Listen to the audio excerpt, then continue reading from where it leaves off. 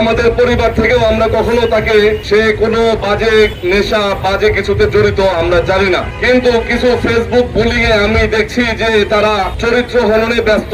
আমার ভাইয়ের মৃত্যুকে কেন্দ্র করে কোনো নিরপরাধ ব্যক্তি যেন ফেসে না যায়। আমার ভাই মারা গেছে, প্রজ্ঞাপন জারি করে আমরা অ্যাকশন নেওয়া শুরু করেছি। ইতিমধ্যে আমাদের পেছনে রাজ্যের পেছনে যে দেয়াল পার্মানেন্টলি বন্ধ করে দেওয়া হয়েছে। আমার ছোট ভাইকে নির্মমভাবে হত্যা করা হয়। 12:15 ডাক্তার থেকে মৃত ঘোষণা করে। আমাদের পরিবারের পক্ষ থেকে একটা মামলা দায়ের করা হয়েছে। আজকে 5 দিন হয়ে গেল। আমরা মামলার অগ্রগতি সম্বন্ধে জানার জন্য পুলিশ প্রশাসনের কাছে দাবি জানাই, মামলার অগ্রগতি কতটুকু হয়েছে। ঘটনার দিন রাত্রেই 3 জনকে গ্রেফতার করা হয়েছিল।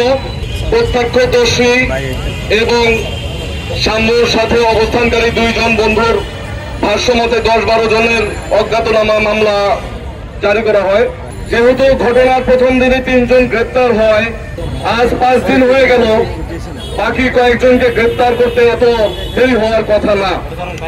পুলিশ প্রশাসনের যদি সদিচ্ছা থাকে, সমস্ত ভিডিও ফুটেজ বাংলা একাডেমি আছে,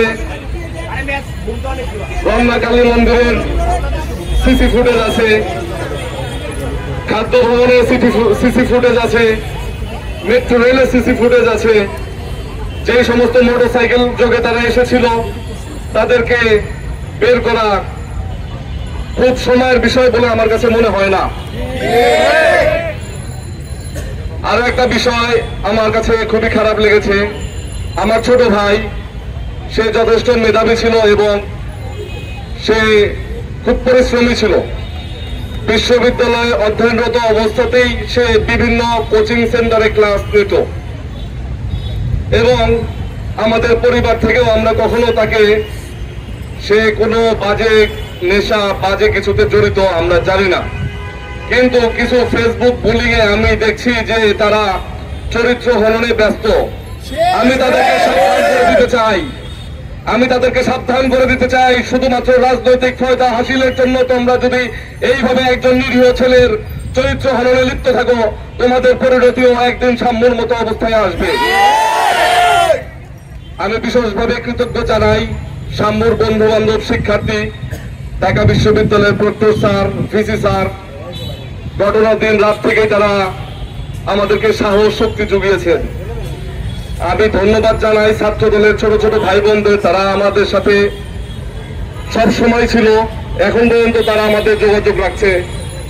আমাদের পরিবার থেকে তাদের প্রতি চিরকৃতজ্ঞ আমরা।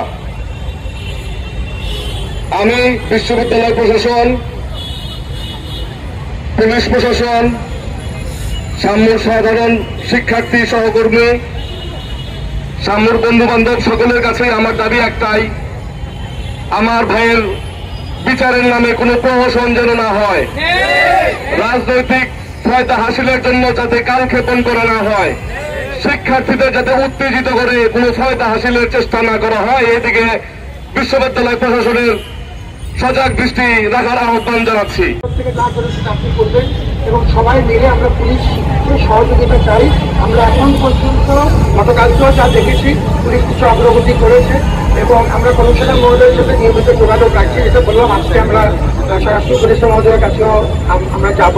আমাদের তরফ থেকে শরণার্থী উদ্যান যদিও আমাদের সরাসরি অধীনে না, আপনারা যে একটি তথ্য চলেছেন, আমাদের এক ছাত্র এই কথাটা বলেছে, গুরুত্বপূর্ণ, তাকে ধন্যবাদ জানাই। আমরা 16 তারিখে একটা বিশেষ মিটিং করেছি 2:30টায় আমাদের গণপূর্ত মন্ত্রণালয়, সাউথ সিটি কর্পোরেশন, স্থানীয় সরকার মন্ত্রণালয় এবং ডিএমপির সাথে। এবং আপনারা দেখেছেন যে এই মিটিংয়ে 4.5 ঘন্টার মধ্যে প্রজ্ঞাপন জারি করে আমরা অ্যাকশন নেওয়া শুরু করেছি। ইতিমধ্যে আমাদের পেছনে রাজ্যের পেছনে যে দেয়াল পার্মানেন্টলি বন্ধ করে দেওয়া হয়েছে। নিয়মিতভাবে রেইডের প্রক্রিয়া শুরু হয়েছে, অলরেডি 2বার রেইড হয়েছে, কিন্তু এর আগেও আমরা রেইড করেছিলাম। এটা করার দায়িত্ব মূলত সিটি কর্পোরেশন এবং আমাদের গণপূর্ত মন্ত্রণালয়ে, তারা সেটি করছে, আমাদের প্রতিনিধি তাতে থাকছে। এবার একটা বিশেষ কমিটি তারা তৈরি করেছে যাতে এই অভিযানগুলো যেন নিয়মিত করা হয় এবং ফলাফলগুলো পর্যবেক্ষণ করা হয়।